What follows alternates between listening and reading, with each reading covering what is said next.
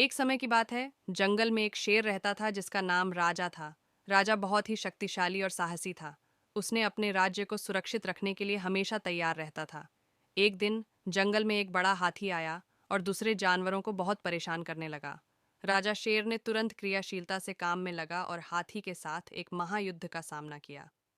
युद्ध के बाद राजा शेर ने हाथी को पराजित कर दिया और जंगल को फिर से शांति और सुरक्षा से भर दिया। इस कहानी से हमें यह सीखने को मिलता है कि साहस और संघर्ष के माध्यम से हम किसी भी मुश्किल को पार कर सकते हैं।